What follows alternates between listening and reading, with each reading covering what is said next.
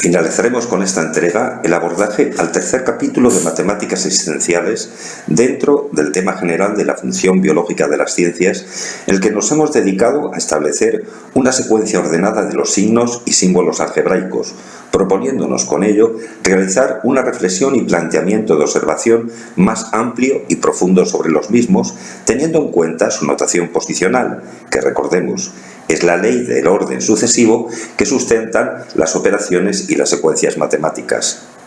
Antes de seguir con la tercera y definitiva secuencia de nuestro razonamiento lógico, que hemos denominado ecuación para una consciencia solar, nuestra esencia en su existencia y vida en plenitud en trascendencia más allá de la vida, vamos a anticipar esquemáticamente el orden de que transitaremos para llegar a unas conclusiones, por una parte finales, en este capítulo dedicado en su totalidad a la perspectiva matemática y metamatemática de las ciencias, pero también parciales a la vez en el curso de la totalidad abarcativa del proceso que continuaremos desarrollando hacia nuestro siguiente destino en perspectiva, por orden descendente de materialización, densificación y carga gravitatoria, es decir, de onda a partícula, el terreno o el campo de las formas, y la ciencia que con más rigor las estudia y las abarca, la geometría. Transitaremos, pues, aún desde las referencias de lo simbólico y mitológico que han estado tan profundamente vinculadas a la humanidad de sus albores históricos en todos los procesos de su existencia, sobre todo en los más trascendentales, para dar continuación un salto en el vacío, no tan vacío, y poder desprendernos de esta pesada y costosa mochila con que la humanidad ha cargado como respuesta única y unívoca en sus interrogantes existenciales más complejos, y poder perfilar una reflexión y una propuesta diferente, alejada ya completamente de lo mítico y de lo simbólico, hacia una también diferente proposición, tránsito y destino de esta, nuestra existencia, en su desarrollo por la esencia y la vida en lo personal y como especie formando parte y presencia y pertenencia a un planeta, la Tierra, a un sistema, el solar, de camino por el cosmos hacia un destino y propósito tan aparentemente previsible el primero, el centro de nuestra galaxia, como desconocido el segundo.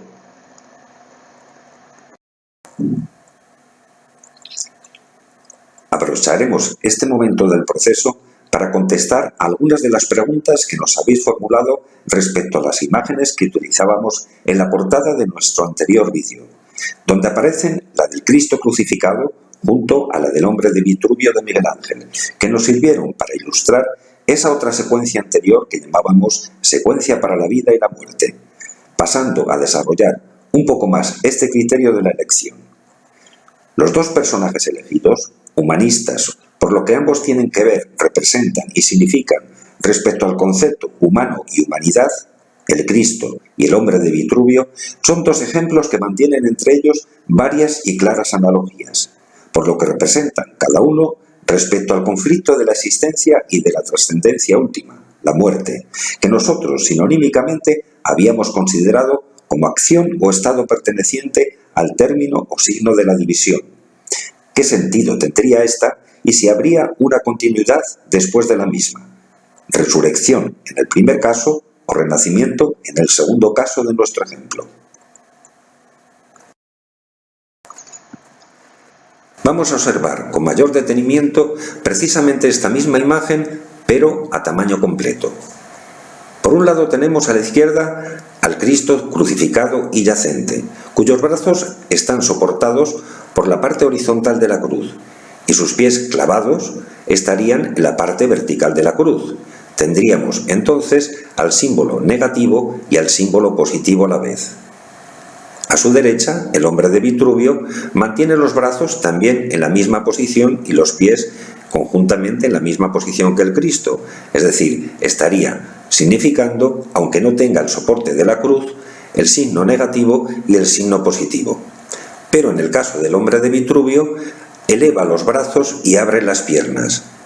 Esto significaría que esta conformación gráfica nos estaría recordando al siguiente signo en nuestro proceso, al signo de la multiplicación. En el caso también del hombre de Vitruvio, en la primera de sus imágenes estaría enmarcado en un cuadrado y en la segunda en un círculo. Esta observación nos va a valer en el futuro para el próximo vídeo, en el que trataremos de lo que significa y tienen en común los signos algebraicos y matemáticos con las formas geométricas.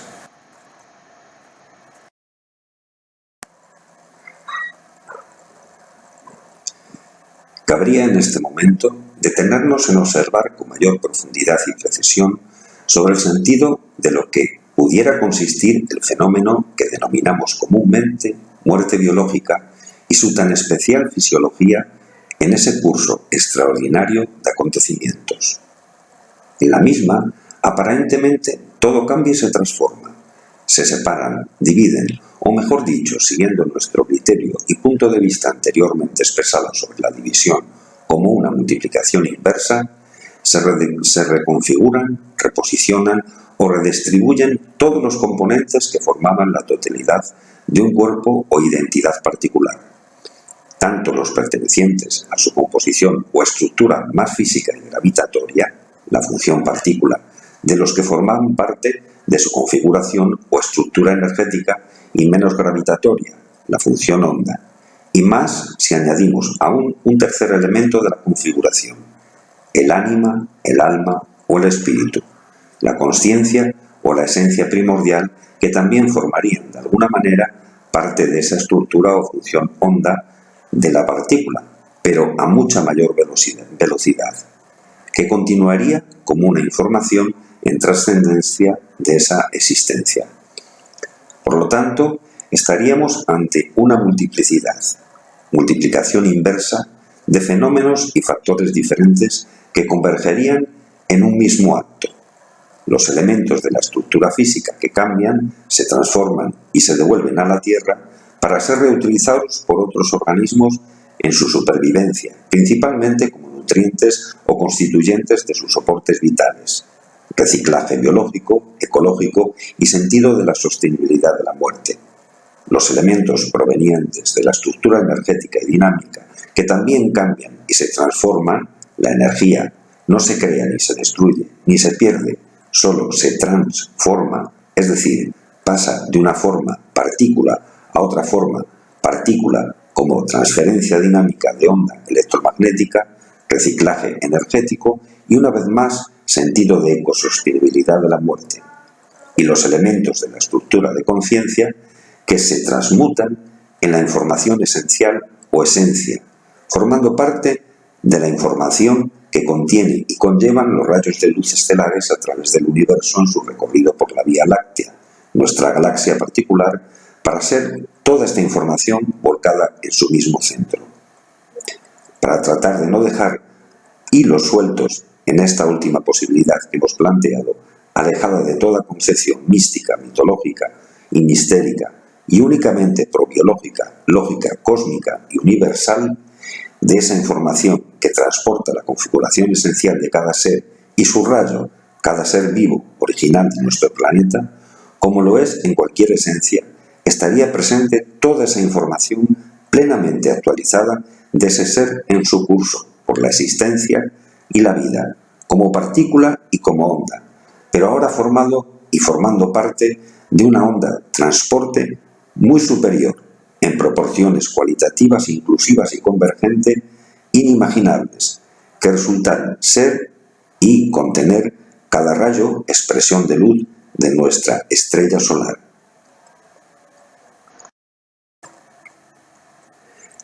Recapitulemos entonces de nuevo los dos primeros planteamientos ante la vida y muerte que nos ofrecían cada uno de los personajes elegidos como carátula del vídeo y ejemplo para ilustrar nuestra anterior secuencia de signos algebraicos y poder tener una base de referencia a la hora de entender mejor y más rápidamente, a mayor velocidad. Subrayo estos dos conceptos para recogerlos más adelante, la tercera opción que vamos a exponer a continuación de estas dos primeras. Primera opción, la opción A, mitológico-religiosa, Jesucristo en la cruz, resurrección. Volver al cuerpo, al mismo cuerpo y a la materia de nuevo, como ser humano concreto, para en el mejor de los casos vivir en la iluminación eternamente junto a un Dios en el cielo.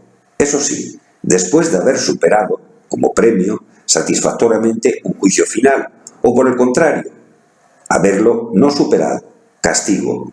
Ir de esta forma de cabeza también con el cuerpo y eternamente junto a Lucifer, como un fracasado Luzbel, antiguo ángel portador de la luz, hacia el infierno. En Jesús, Dios se hace hombre, se materializa, se aleja de su forma totalmente espiritual para poder facilitar y ayudar de onda a partícula gravitatoria al estar más cerca y compartiendo la vida terrenal al hombre a iluminarse, de partícula a onda. O el hombre se convierte en un semidios, pero único, similar a los dioses de la antigua Grecia y otras culturas, desplazando el foco de ese Dios omnipotente sobre sí mismo, y siendo en su parte humana y no ya angelical, un nuevo portador de la luz para iluminar a los hombres y a la humanidad. Este planteamiento de iluminación ante mortem o post-mortem es muy común y presente, con algunas variables, en casi todas las religiones teístas de la historia, como por ejemplo la reencarnación en el hinduismo, donde la esencia vuelve a ocupar una y otra vez, si no se consigue la iluminación, otros diferentes cuerpos y existencias.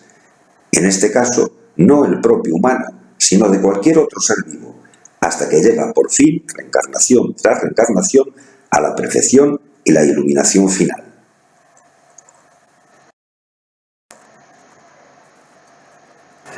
Segunda opción, opción B, humanismo idealista en proceso de ilustración. Hombre de Vitruvio de Miguel Ángel, Renacimiento. Supuso plantear un cambio, una renovación, después de la peste negra, desde el siglo XIV al XVI, un volver a nacer con supuesta transformación a positivo cargada de idealismo. El idealismo del hombre, la sociedad, el entorno, pero no de la especie. ¿Cómo y de qué tendría que ser, pero no de cómo era? Un periodo marcado por la voluntad de revivir los valores de la antigüedad clásica grecorromana, elevando todos los conceptos del ser humano y de la humanidad, intentando salir del oscurantismo en todos los sentidos y conceptos de las épocas anteriores, introduciendo planteamientos más cientifistas y menos supersticiosos, hacia planteamientos filosóficos religiosos tendentes a un dualismo cartesiano y laico, que se materializarían a partir del siglo XVI. Revalorizar para intentar volver a ese modelo similar a la época griega clásica, haciéndose más curioso cada vez hacia la ciencia y la técnica, persiguiendo el concepto de la simetría, la proporción y el equilibrio, con una exaltación alrededor de todo lo humano y con lo humano como centro y referencia en la belleza y el arte, en lo cultural y social, que conducirían a una etapa posterior en los siglos XVIII y XIX denominada Ilustración, que también vuelve a significar iluminación, aún más centrada en el hombre como referente, concepto y proyección en todos y hacia todos los niveles.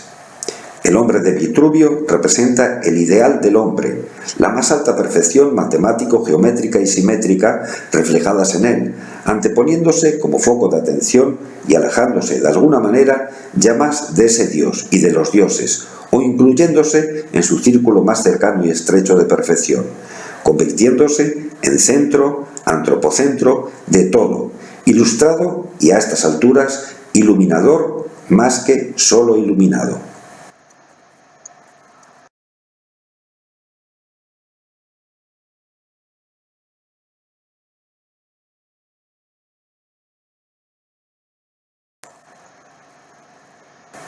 Esta vinculación mítico-simbólico-religiosa del ser humano con la luz, con la iluminación, con las estrellas y concretamente con el sol, por lo que el sol representa para la Tierra en el proceso de la vida en todas sus manifestaciones y criaturas, se remontaría a miles y miles de años atrás, antes del Homo sapiens sapiens, incluso antes del género Homo presente en la evolución, hasta llegar a Luca, a esos primeros seres vivos que poblaron nuestro planeta, 3.900 millones de años atrás, o el posible nacimiento de la Tierra como ser vivo que es hace 4.543 millones de años.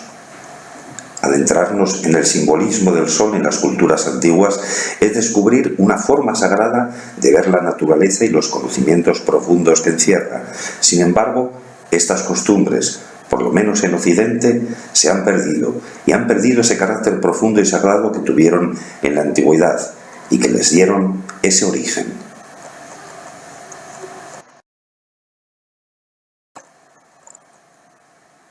Comúnmente escucharemos que era natural que estos pueblos prestasen reverencia al sol, ya que dependían de la agricultura para subsistir.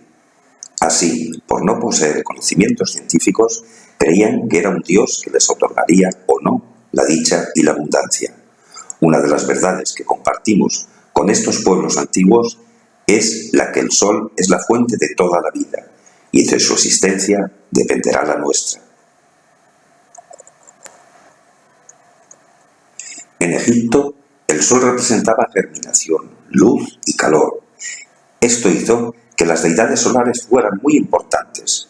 El culto al sol prevaleció durante siglos y se asoció su poder a muchos dioses, como Horus, Ra, Sekhmet, Hathor, Nut, Isis, Bat y Menhid. A partir de la quinta dinastía, los dioses locales se juntan con Ra para crear divinidades sincréticas. Atum-Ra, Min-Ra o Amon-Ra. Ra era el símbolo de la luz solar, dador de vida, así como responsable de los ciclos de la muerte y la resurrección.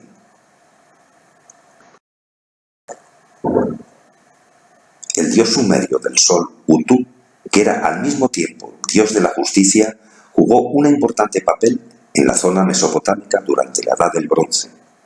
Formaba parte de una tríada astral junto al dios lunar Nanna y la diosa del amor y de la guerra, Inanna, cuyo símbolo era el de una estrella de la mañana. Utu era el señor de la luz y por su posición estelar podía ver todo lo que pasaba en la tierra y por eso podía impartir la verdadera justicia. En Grecia, el dios del sol era Helios, quien era concebido como un hermoso dios que usaba una corona aurífera de gran y poderoso brillo. Él conducía un carro por el cielo cada día hasta el océano, río perfecto que circundaba la tierra, Gea. Homero señala al carro de Helios como tirado por toros de fuego, aunque Píndaro lo escribió que por corceles que arrojaban fuego. Hesíodo también indica a Eos como una diosa solar griega asociada a la aurora, al amanecer, siendo hija del titán Hiperión y Teia. Más hermoso aún que el dios Helios, y mucho más conocido aún, sería, en la mitología griega, el dios Apolo, el que toca la lira. También a él se le asoció con el sol, pero con el sol en la forma de la luz, esa luz que trae toda la belleza al mundo. En las religiones de la India, los Adityas son un grupo de deidades solares, hijos de Aditi y el sabio Kasyapa. El nombre Aditya, hijos de Aditi, y sus avatares como Aditya, Vikrama Aditya, Surya Aditya y otros son también nombres comunes en la India como una forma de respeto al dios Sol. Para los hindúes, aún a día de hoy, el dios Sol existe y es adorado.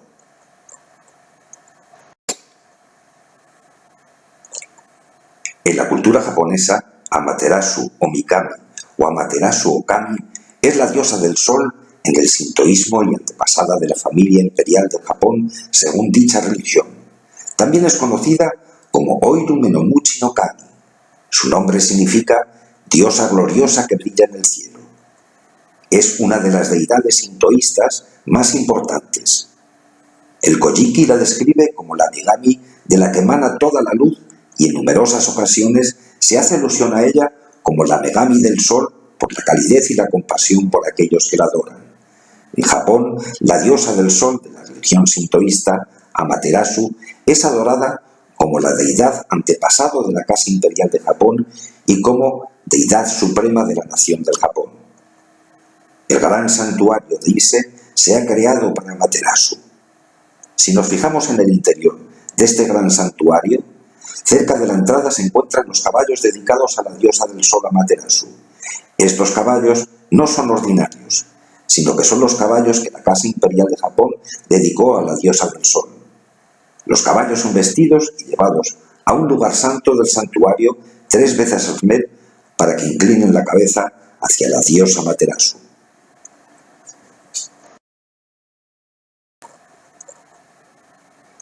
Inti es el nombre quechua del sol, considerado como la deidad más significativa en la mitología inca.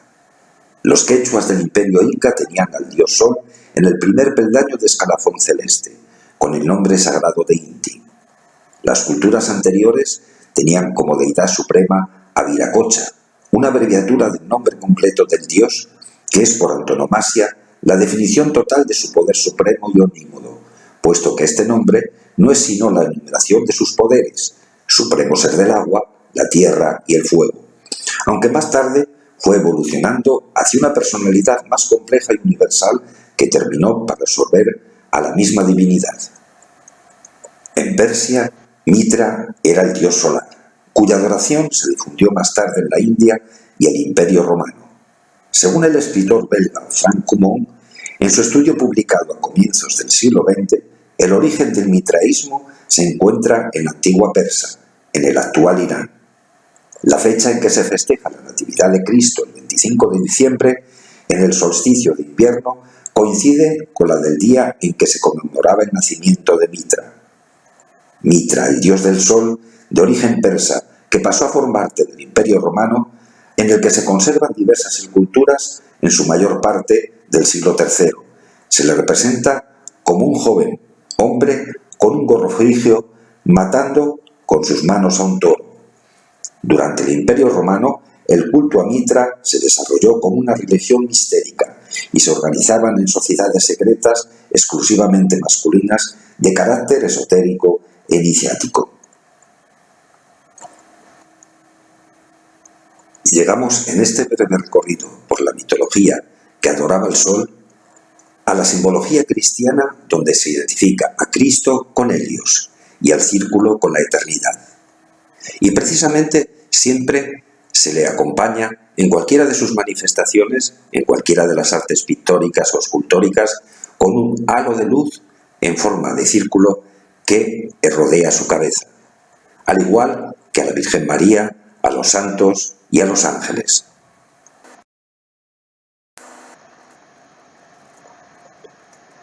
Volvemos a apreciar en la simbología cristiana de nuevo al círculo y al sol, precisamente en el ostensorio o custodia, que es el recipiente de orfebrería y vidrio destinado a la exposición del Santísimo Sacramento en la liturgia católica.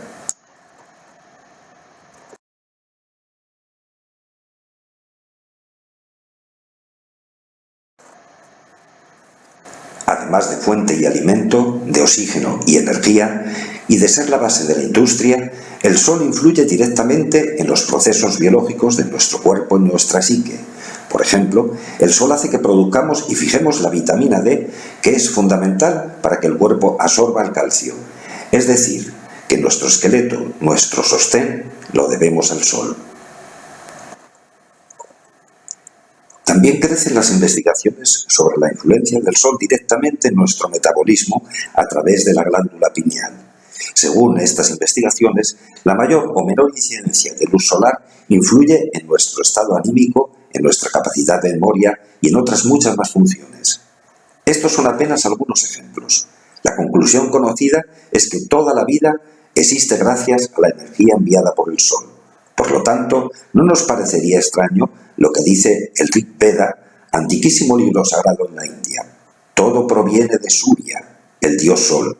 O lo que se enseña en mitología egipcia, en el que Ra es el sol creador, que mediante el verbo ha dado origen a todas las cosas. Son formas diferentes de expresar la misma verdad. El sol mismo es una potencia inmensa, con una carga de energía que nuestra mente no puede abarcar. En un solo segundo, el sol produce más energía que toda la humanidad en toda su historia. Sabemos que las tormentas solares pueden ser muy peligrosas. Si alguna de estas descargas llegara a alcanzar la Tierra, tendríamos un colapso en las redes eléctricas, magnéticas, satélites, y lo contrario, un ciclo de baja actividad nos llevaría de vuelta a la era más fría, a la era glacial.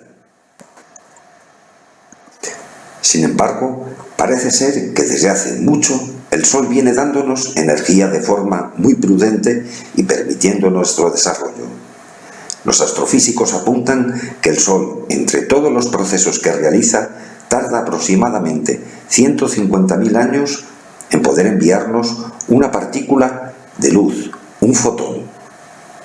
Este fotón, que tarda tanto tiempo en formarse, tardaría solamente 8 segundos en llegar a la Tierra.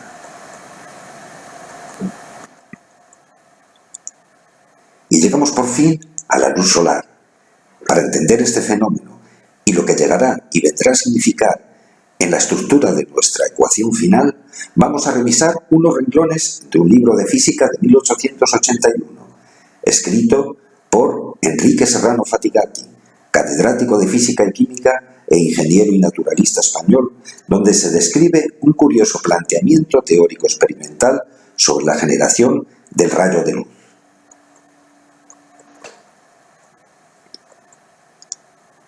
Leemos en el capítulo 3. No contestaremos a la pregunta anterior sin exponer antes, mediante una representación ficticia que hable a nuestra fantasía, la teoría aceptada por los físicos actuales para explicar la generación de la luz y la existencia de sus distintos colores. Nos hallamos en plena oscuridad dentro de una habitación cualquiera. No penetra luz por punto alguno de las paredes de esta, y no tenemos ni prisma ni medios para experimentar como antes lo hacíamos. Delante de nosotros se halla una partícula material que puede oscilar a un lado y a otro como oscila la péndola de un reloj. Comienza su movimiento y suponemos comienza con tal lentitud que no llega a dar al principio sino unas 2 o 3 oscilaciones en el segundo.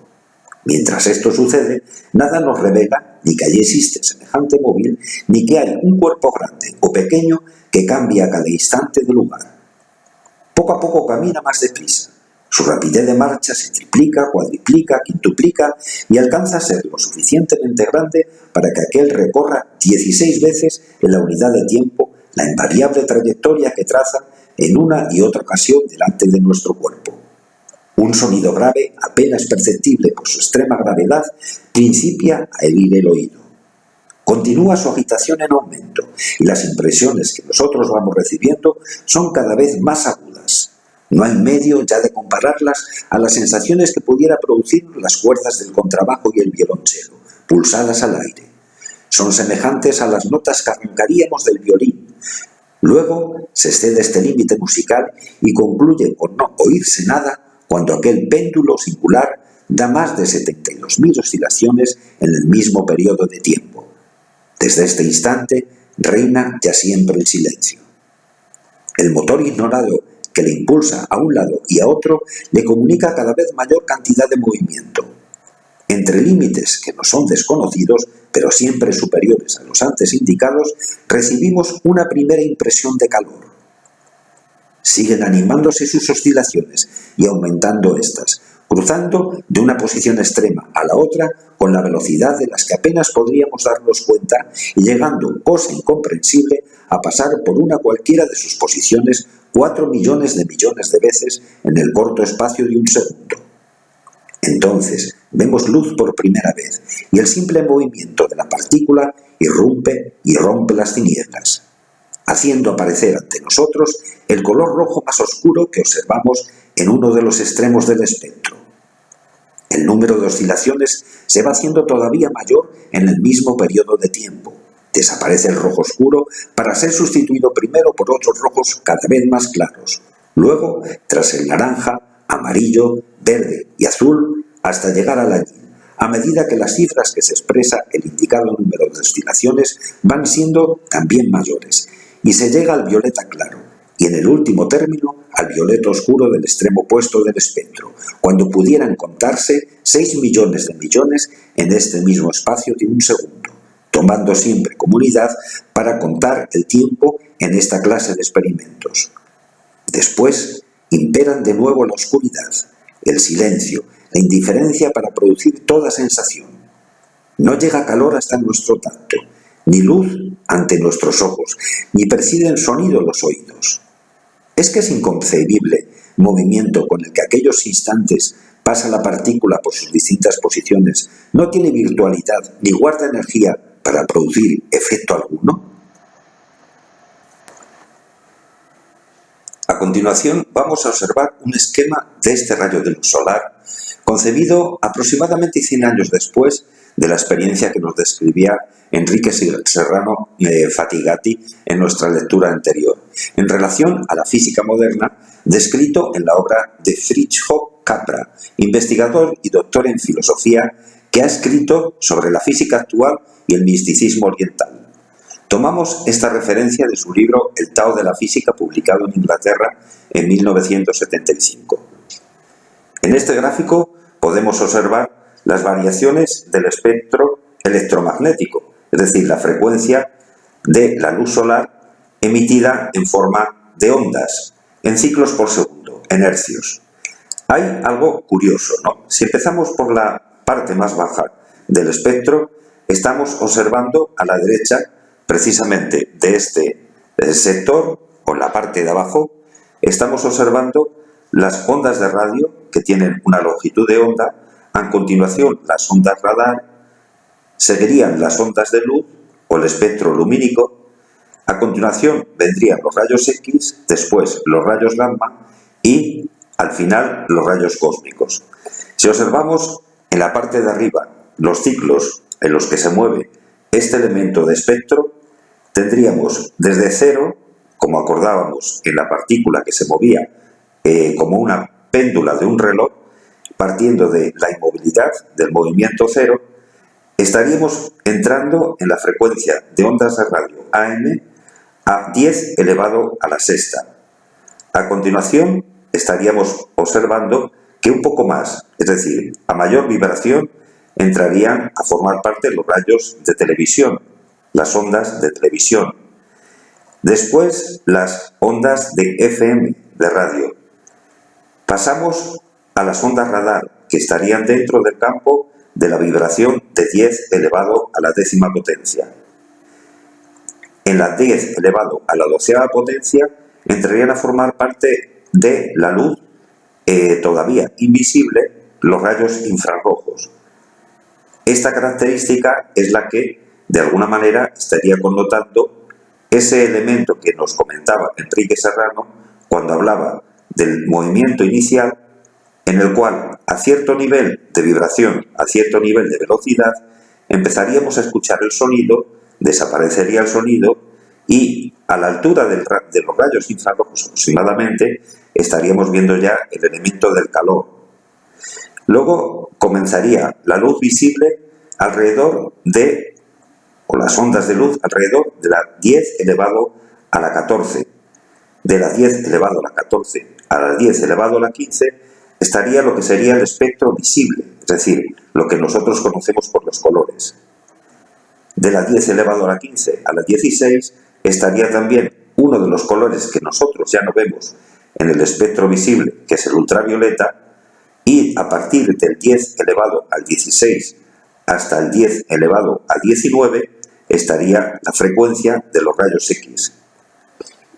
De aquí hacia los rayos gamma, que comenzarían aproximadamente en las 10 elevado a 19 vibraciones, hercios, seguirían hasta el 10 elevado a 26.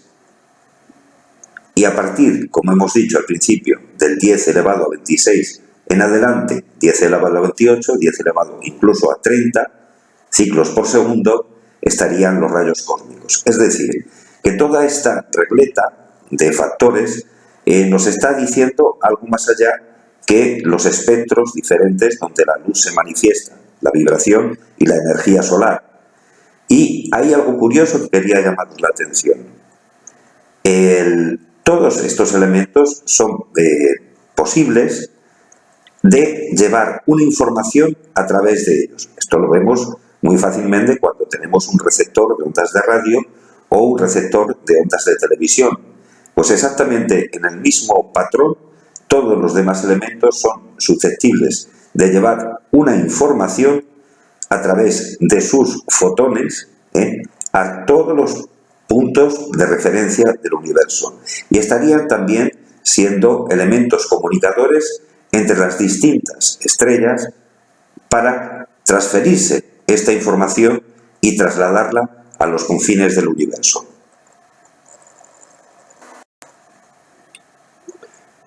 Ya tenemos algunos preliminares, algunas piezas importantes, símbolos y signos de la aritmética básica que hemos ido encajando secuencialmente, paso a paso, para entender la secuencia última de nuestra ecuación, sin olvidarnos de aquel concepto del hombre y su sentido heliotrópico que apuntábamos en la anterior entrega, sentido que, como comentamos en su momento, compartíamos con los representantes del reino vegetal, y que después de este último recorrido historiográfico por las culturas que adoraban al sol y su luz, lo confirma y reafirma aún más significativamente. Revisemos en la pizarra el proceso secuencial de nuestra ecuación en construcción para seguir avanzando.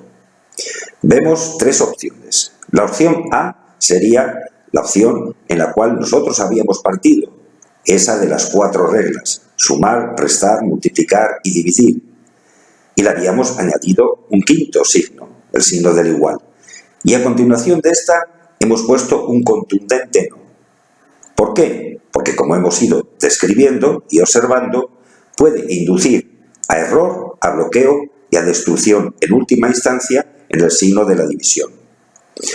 Tenemos la opción B, en la cual ya tenemos colocado el signo negativo al principio de la resta, a continuación la suma, después la multiplicación y después de la división. Aquí, después del signo de igual, hemos puesto un sí. Pero este sí es un proceso de positivización o de aproximación, aún no concluyente.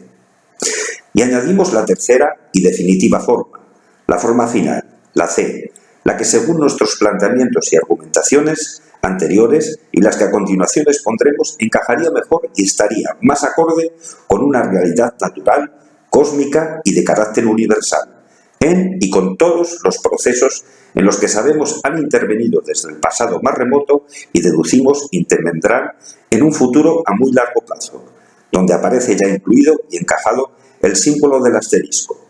La opción C sería entonces la de negativo, positivo, el símbolo o el signo de la multiplicación y el asterisco. Y aquí, después del igual, ponemos un C. Esta sería la ecuación definitiva, el proceso de conspiración cósmica y universal, el elemento que se transmite como conocimiento o como información.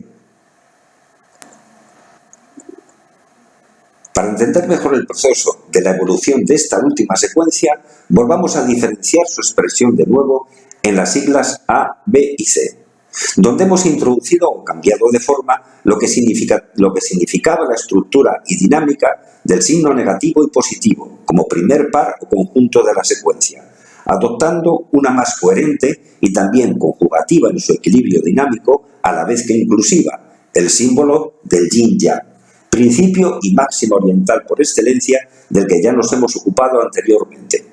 Además, también hemos introducido aquel signo y símbolo de las matemáticas, ya no de los básicos de la primera secuencia, del que también hemos perfilado el significado que ocupa en esta ciencia, el asterisco, sobre el que vamos a profundizar particularmente para entender el porqué de su presencia en ese momento del recorrido que llevamos y en el papel de su significado. Recordemos y ampliamos su significación y definición para refrescar la memoria. El símbolo asterisco se denomina así porque tiene forma de estrella y en matemáticas representa la operación del producto o la multiplicación y también se utiliza para representar el complejo conjugado de un número complejo. En matemáticas complejas se asimila al asterisco como signo de convolución y en particular en el análisis funcional, siendo una convolución un operador matemático que transforma dos funciones, A y B, en una tercera función, C, que tiene, en cierto sentido, y representa la magnitud en la que se superponen A y una versión trasladada e invertida de B. En física, allí donde hay un sistema lineal con un principio de superposición, aparece una operación de convolución. En el caso del asterisco, tal y como lo vamos a utilizar, se asemejaría a un tipo especial de convolución llamado circular o cíclica. Como vemos en la pizarra, nos quedaría en la forma B el conjunto de la suma y la multiplicación seguida del asterisco y en el igual el asterisco en la forma de convolución llamada circular o cíclica. Aquí desaparece el signo de la división. En la forma C, donde aparece el signo de el infinito igual a la estrella igual al infinito, la ampliaremos y la veremos en detalle en nuestra próxima pizarra. El símbolo del asterisco que nosotros vamos a utilizar es el producto y resultante de la secuencia gráfica lineal de los signos de la resta, más el de la suma, más el de la multiplicación, y todos al final en superposición, es decir, en convolución. Como podremos apreciar en el gráfico, darían lugar a un asterisco de 8 puntas, que conformaría el esqueleto de una forma geométrica, la primera que aparece en nuestra escena matemática, la estrella de 8 puntas, que vamos a observar un poco más en detalle y profundidad. Pero antes de pasar a esta, vamos a detenernos en la imagen que nos ocupa ahora mismo en pantalla. Hemos recuperado el símbolo del yin-yang, pero ahora acompañado de los trigramas o pakúa, para dar mayor significado y mayor contenido a esta estructura nueva que vamos a crear. Los trigramas o pakúa son los símbolos básicos o imágenes de la filosofía oriental que combinados en pareja dan lugar a los 64 hexagramas de I Ching. I Ching es el gran libro de los cambios o de las mutaciones y es un antiguo libro taoísta, sapiencial y oracular cuyos orígenes se remontan hasta el periodo Zhou de la antigua China, hace unos 3000 años. Guarda en sus páginas una filosofía de vida basada en la observación y emulación de las fuerzas de la naturaleza. Considera que las fuerzas que afectan a la naturaleza y al cosmos afectan también a los seres humanos, ya que estamos y somos parte de esa misma esencia. Aquel que sigue la forma de actuar de la naturaleza encontrará la forma espontánea y natural de dirigir la propia vida, conociendo, como hace la naturaleza, el momento más apropiado para la acción o para la espera. Aquellos que fluyen como fluye la vida saben que no necesitan otra fuerza. Lao Tse. Los trigramas o pakúas dan lugar a los 64 hexagramas. Estos trigramas están compuestos por 3 líneas que pueden ser quebradas, dando lugar a la forma yin, o enteras, dando lugar a la forma yang. Esta combinación de 3 líneas, yin y yang, dará lugar a los 8 trigramas que representan las 8 fuerzas básicas de la naturaleza: el cielo, la tierra, el trueno, la montaña, el agua, el fuego, el lago y el viento. Pa quiere decir 8 y Hua significa imagen. Los antiguos sabios chinos observaron que existen 8 imágenes o fenómenos básicos en el universo que representan las 8 formas del movimiento de la energía. Estos sabios desarrollaron un sistema de símbolos a base de líneas para representar las imágenes universales y así fue el principio de los trigramas. Cada trigrama tiene su imagen, cualidad y esencia y se corresponde con un momento del ciclo anual. Describe una energía, una forma de movimiento en el proceso del cambio universal y representan la forma de lo que acontece. Según la antigua cosmología taoísta, los trigramas se generan a partir del Wi-Shi, el vacío, y de la unidad. Al combinar los trigramas en parejas, tenemos los 64 hexagramas del I Ching, un microcosmos dentro del universo y 64 descripciones simbólicas de los procesos del cambio continuo y universal.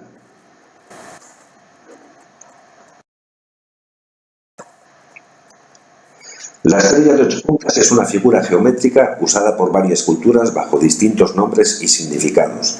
Es el resultado de la superposición de 2 cuadrados concéntricos, uno de los cuales ha sido girado 45 grados. Esta estrella es una figura muy simple que aparece en casi todas las civilizaciones mediterráneas antiguas, aunque los ejemplos más antiguos, al parecer, se hallan en el cercano Oriente. También se ha confirmado su uso en lugares de Occidente, como por ejemplo en varios puntos de la península ibérica. Durante los siglos de la ocupación musulmana en la península ibérica se acuñan las primeras monedas con esta estrella, pero fue en el Reino de Granada donde alcanza su máximo esplendor, pasando a la decoración de edificios, a los grabados o la joyería. Los mozárabes y los mudéjares llevaron la estrella de 8 puntas por todo el norte de la península ibérica y los musulmanes y moriscos la difundieron por el Magreb y el Oriente Medio. Actualmente puede verse en numerosos edificios de España como la Alhambra. La Rub el-Ift es una estrella de 8 puntas que se usa en el Corán para indicar el fin de un capítulo. La estrella de Lakshmi en el hinduismo es un polígono formado por 2 cuadrados concéntricos con 45 grados de diferencia. Se utiliza para representar el asta Lakshmi, la octava forma o el tipo de riqueza de la diosa Lakshmi. La podemos encontrar en la bandera mapuche, en la bandera de la República Islámica de Afganistán, en la bandera palestina de Jerusalén, en la bandera de Marruecos entre 1258 y 1659, o en el escudo de la ciudad de Estella de Navarra, o en la bandera del nacionalismo andaluz. Antes de terminar con el desarrollo de nuestra ecuación, vamos a añadir un par de ingredientes necesarios para entender esta en su despliegue. La información como parte de la estructura de la materia. Se creía que la materia y la energía son 2 de los constituyentes básicos de la naturaleza. Sin embargo, en los últimos años, el papel de la información como constituyente del mundo ha ido cobrando un interés cada vez mayor para la física. Se define información como el conjunto organizado de datos procesados que constituyen un mensaje, cuyo objeto es cambiar el estado del conocimiento del sujeto o el sistema que recibe dicho mensaje. En un intento de analizar la función de la información en la naturaleza, el famoso físico británico Paul Davies, en colaboración con otros investigadores, ha publicado recientemente la obra titulada La información y la naturaleza de la realidad, de la física a la metafísica, en cuya introducción se explica que las nociones heredadas sobre el mundo material no pueden explicar los hallazgos realizados a lo largo del siglo XX por la física y la biología. La idea mantenida durante siglos de que la materia está formada por partículas sólidas, con masa, impenetrables y móviles, así como las leyes que la suponía que se podían predecir cualquier hecho en el materialismo clásico y determinismo, se han visto sacudidas por las realidades mostradas por disciplinas como la termodinámica y la física cuántica, o por el estudio de la teoría del caos o de las estructuras disipativas, que constituyen la aparición de las estructuras coherentes, autoorganizadas, buscando representar la asociación de las ideas de orden y disipación. El nuevo hecho fundamental es que la disipación de energía y de materia, que suele asociarse a la noción de pérdida y evolución hacia el desorden, se convierte, lejos del equilibrio, en fuente de orden. Davies se cuestiona en el presente libro ¿qué sucedería si comenzáramos a no asumir que las relaciones matemáticas de las llamadas leyes de la naturaleza son el nivel descriptivo más básico de la realidad material? ¿Y qué pasaría si pasáramos a darle a la información el valor de fundamento a partir del cual la realidad física se construye? Este planteamiento de Davies encuentra respaldo en una de las interpretaciones derivadas del estudio de la física cuántica. Aunque el hecho de que el cerebro sea capaz de generar nuestra conciencia aún es un misterio científico por resolver, existe una escuela de pensamiento bien establecida que sostiene que dicha conciencia podría tener alguna relación con la mecánica cuántica. Pero los científicos insisten en la importancia de tener en consideración la información. A nivel humano es fundamental, pero también a nivel cuántico, en el que, por ejemplo, una función de onda no deja de ser una encapsulación de todo lo conocido sobre el sistema cuántico. Cuando se realiza una observación consciente, consciencia, inspiración, y ese conocimiento encapsulado cambia, también lo hace la función de onda, conciencia, expiración, y por ello se produce una especie de respiración, una evolución cuántica del sistema, conspiración cósmica. Para entender y dar más contenido a este neologismo que acabamos de plantearnos de conspiración cósmica, vamos a darnos cuenta de cómo se formó. Primero, a partir del concepto de conspiración, que es la palabra que se originó del latín conspirationes, integrada por el prefijo de unión con, y luego el verbo spirare, en este caso usado para referirse a un anhelo o a una aspiración, más el sufijo de acción o efecto, tío. Es la conspiración una unión entre personas que se agrupan para planear una acción, con vistas a un objetivo que tiende a cambiar un orden establecido, es decir, a producir una evolución cuántica del sistema. Pero generalmente se le da al nombre de conspiración, a palabra conspiración, un determinismo negativo. En este caso, vamos a cambiarlo completamente.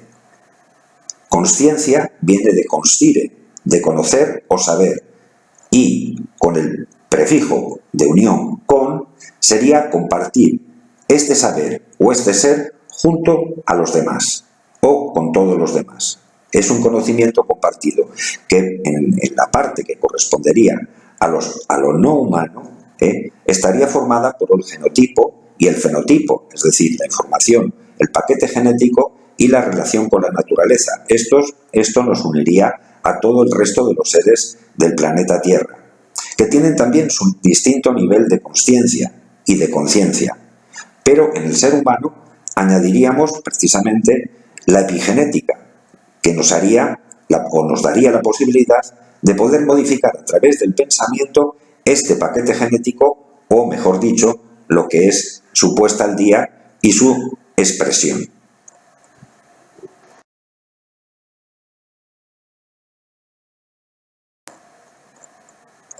Con la información que hemos ido trabajando, signo a signo, símbolo a símbolo, y en todo el proceso de esta ecuación solar, vamos a trasladar todo ello a la pizarra de nuevo para tratar de entenderlo en su dinámica. Lo primero que podemos observar, el encabezamiento de la pizarra, se refiere a este neologismo que hemos creado para referirnos a esta especie de respiración, una conspiración cósmica, en la cual observamos en el gráfico superior estaría formado por un círculo externo, una circunferencia externa y un círculo interno que deriva en una formación elíptica hacia un centro en el cual se vuelca toda la información, que estaría constituida por lo siguiente. Recordemos la ecuación que establecimos A, B y C, la última secuencia. Bueno, pues aquí pasamos de la horizontalidad a la dinámica de la circunvolución. Si analizamos la mitad de lo que supone este gráfico, veremos un infinito a la izquierda y un infinito a la derecha. Y del infinito de la izquierda estaría formado o estaría conjugado con el elemento negativo o la resta, el elemento positivo o la suma, la multiplicación, y luego pasaríamos a esta forma abreviada de conjugación en equilibrio de estos tres elementos. En el símbolo del yin-yang, como explicamos anteriormente, a partir de este equilibrio se irían sumando, aplicando a mayor velocidad el signo negativo, el signo positivo, y en conjunto todos llegarían a formar el asterisco que nosotros hemos utilizado, el asterisco de 8 puntas. A continuación vemos el signo de igual, en el cual este asterisco, que estaría formando parte de la información ya de la luz solar, camina junto con esta información solar que viene a través del rayo de luz por el infinito, a través de la formación de la estrella de 8 puntas, para continuar este camino de ida y vuelta otra vez con una información nueva que iría a cargarse otra vez en un círculo eterno, indefinido pero eterno, en el signo negativo, positivo, al por, etcétera, etcétera. Es decir, aquí vemos la dinámica compuesta de toda esa ecuación solar, trasladando una información en la cual desapareció el signo de la división para conjugarse todo este paquete informativo, todo este paquete cuántico de información de todos los elementos que pueblan la Tierra en la formación del asterisco. En la parte de abajo del gráfico vemos también un despliegue de lo que sería en detalle ese asterisco, esa estrella de 8 puntas. Aquí vemos que hemos incluido los demás números naturales del 0 al 10. Pero este planteamiento vamos a dejarlo para una segunda exposición, para una exposición un poco más adelante, cuando ya terminemos de posicionarnos con lo que significa la geometría en la descripción de la materia y la biología. Este planteamiento vamos a postergarlo para poderlo entender mejor y poderlo ir integrando precisamente en estas dos disciplinas científicas que trabajaremos más adelante. Una de las más famosas frases de tal recordado Carl Sagan, que somos literalmente polvo de estrellas, sirvió para transformar la visión que las personas de toda una generación tenían en relación al universo que habitamos. Entender esta afirmación, bien conocida por los astrónomos, implica realizar un salto cualitativo personal en nuestra comprensión de lo que somos, de dónde venimos y cuál podría ser nuestro propósito. Como entes materiales, estamos hechos de átomos, constituidos por elementos muy concretos. Sorprende saber que muchos de estos fueron cocinados y producidos en el interior de las estrellas durante millones de años. Así que nuestro origen se halla también en el devenir y la historia de los cuerpos estelares y del propio universo. Somos ciertamente polvo de estrellas, polvo emitido al espacio y finalmente reunido para dar forma a planetas, satélites, cuerpos menores y también a materia orgánica, controlada por la química que ha permitido dar paso a la vida y muy tardíamente a la inteligencia, o al menos aquello que nosotros entendemos como tal, en el marco de una conciencia, es decir, en un proceso de conspiración cósmica y solar. Por primera vez podemos estudiar la distribución de elementos a lo largo de la galaxia. Los elementos que medimos incluyen a los átomos que conforman el 97% de la masa del cuerpo humano, afirma Steve Hassenkind de la Universidad Estatal de Nuevo México. Con todos estos argumentos anteriores ya expuestos, con las piezas que forman nuestro puzzle, que da lugar a esta ecuación tan especial que estamos tratando de construir, nos queda el plantear algunas conclusiones al respecto, tras intentar también contestar o plantear reflexiones ante algunas cuestiones importantes que pueden surgir a estas alturas del razonamiento. La primera podría ser: ¿qué sentido tiene o representa toda esta muy diferente construcción que estamos llevando a cabo para el ser humano, para nuestra especie, para el resto de las especies, para el planeta del que formamos parte, para el sistema solar que también nos acoge en su viaje intergaláctico, incluso para el propio universo?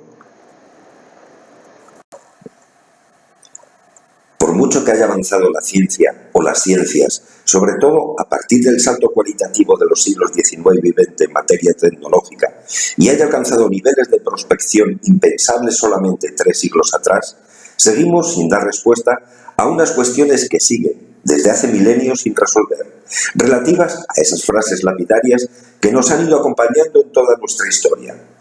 ¿Quiénes somos? ¿De dónde venimos? ¿Cuál es nuestro papel o cuáles son los propósitos de nuestra existencia particular y como especie dentro de esa conjugación existencial y vital que llamamos naturaleza o vida que conforma este planeta?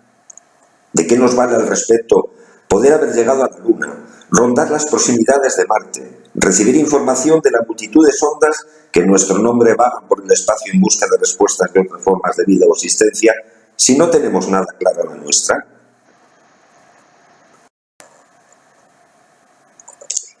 Y de ahí, de este constante interrogante encadenado sin respuestas convincentes y esclarecedoras, la humanidad va haciendo, o mejor dicho, ha ido deshaciendo, arrogándose en ese cada vez más preocupante deshacer, eso sí, la máxima expresión de la evolución y de la inteligencia de entre todos los seres que compartimos la pertenencia al planeta, cada vez consiguiendo más velocidad en este proceso, sin saber realmente para qué.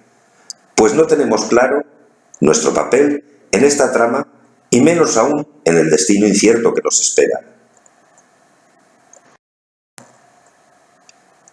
Creo que estamos todavía a tiempo de insistir en que en lugar de seguir conquistando, poseyendo, deshaciendo y haciendo a nuestro antojo sin coherencia lo terrestre y lo extraterrestre, deberíamos de intentar seguir intentando con todo nuestro empeño, conocimiento, experiencia y sabiduría conquistarnos a nosotros mismos, uno a uno, ser a ser. No nos queda otra si después de todos los esfuerzos hasta ahora seguimos cayendo una y otra vez en errores que se transforman en horrores cada vez más graves y dañinos, en errores y horrores de lectura y posterior interpretación, de lo que realmente es importante y trascendental en nuestra existencia y paso por la vida. Hemos estado entretenidos miles o millones de años intentando encontrar respuestas a estas cuestiones fundamentales en las mitologías y religiones que hemos creado, que a la postre, por ser una solución temporal si cabe, pero nunca definitiva y muy inmadura, en vez de unirnos y religarnos, han ocasionado justo el efecto contrario: sumirnos en la desavenencia, en la separación, el desencuentro, la división en todas las facetas de nuestra vida, en la confusión de la lectura e interpretación del sentido natural de la agresividad que esto supone, transformándola cada vez más peligrosamente en una extrema violencia, en nosotros y hacia nosotros, hacia nuestros congéneres, hacia el medio que nos soporta y hacia toda forma de vida que lo contiene.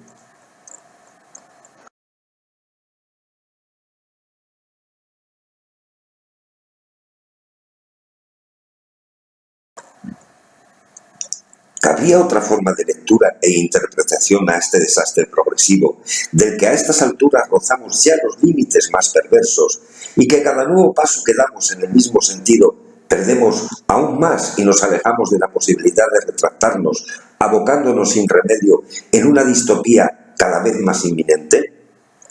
A través de nuestro hilo de razonamiento hemos ido posicionando y reposicionando desde otra perspectiva estos elementos simbólicos, esos signos matemáticos que aprendimos de pequeños y de cuyo orden o desorden aparentemente no infiría ni supondría ningún cambio en lo que a echar cuentas se refiere ni en el resultado de las mismas.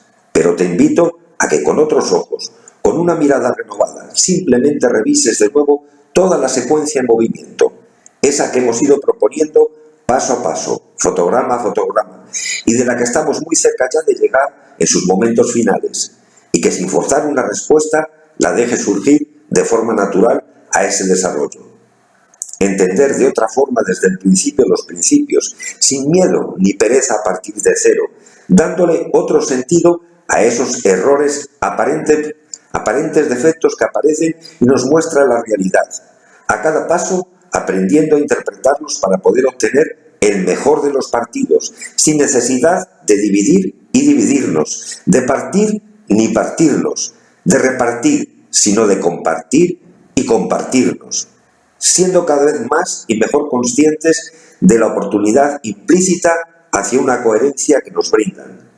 Reaprender a saber manejar, entendiendo lo que supone en el proceso la velocidad, sin confundirla con el tocino.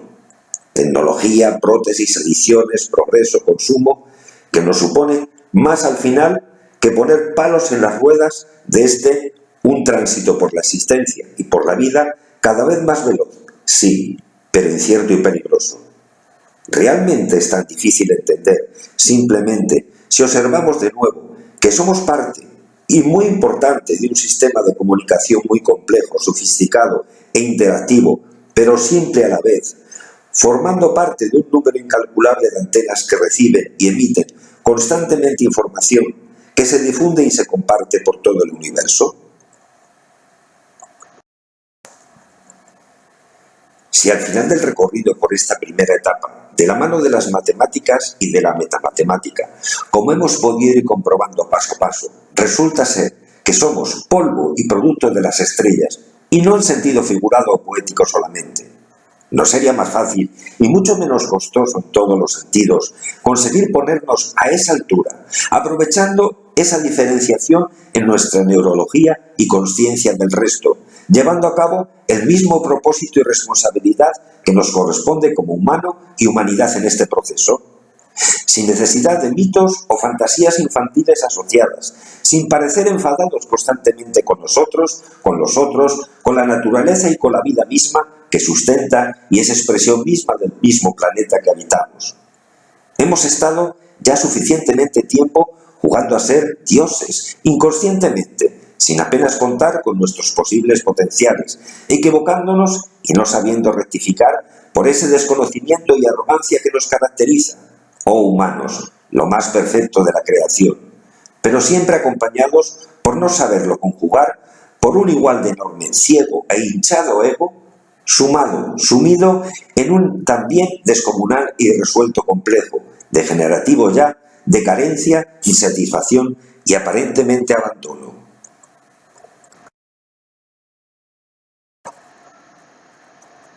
Somos diferentes, sí, pero conjugados en inferencia y en eferencia nos hacemos iguales, y como iguales nos sumamos y multiplicamos con nuestra experiencia personal y vital en potencia de asterisco, de estrella, a esa información siempre actualizada que canaliza y transfiere la estrella y sistema solar al que pertenecemos, a través de sus rayos de luz, al igual que miles de millones de estrellas y sistemas que nos acompañan en este mismo viaje, hacia el centro de esta galaxia, a volcar toda esa información experimentada y compartida de cada esencia a través de su existencia y su vida en plenitud, a ese colector de luz que nos espera, posiblemente para seguir el viaje hacia otros universos.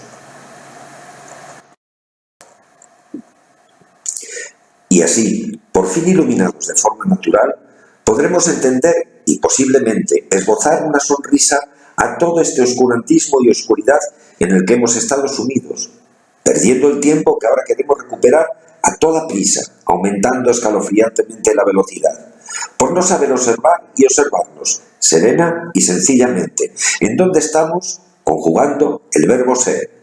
Qué proceso increíblemente maravilloso estamos contribuyendo a conformar, aportando desde nosotros en consciencia y conciencia, conjugando el verbo amar incondicionalmente nuestro mejor grano de arena, transformado ya en un verdadero brillante, uno más de todos aquellos que sencillamente se han ido sumando y se suman a este infinito proyecto solar, a esta ecuación para una consciencia solar, a esta conspiración cósmica.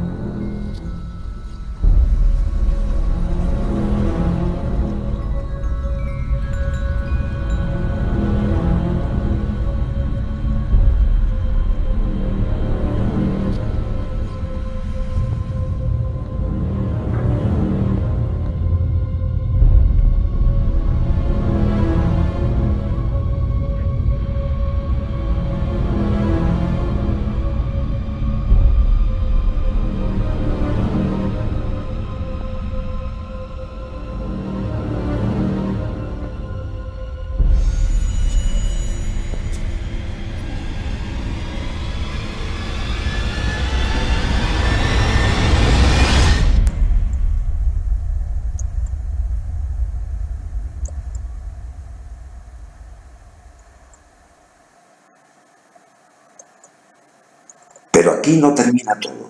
La película de aventuras continúa. Solo hemos encontrado la clave, descifrado el código correctamente, abierto la puerta hacia un túnel. Ya no de y hacia la muerte, sino de y hacia la vida, y al que hemos puesto toda nuestra luz necesaria, para poderlo seguir transitando sin miedo y sin ambajes, hacia el encuentro con algo muy importante y valioso dentro de este proceso y proyecto solar, que posiblemente solo nos atañe a plantear y dar solución a nosotros como seres humanos.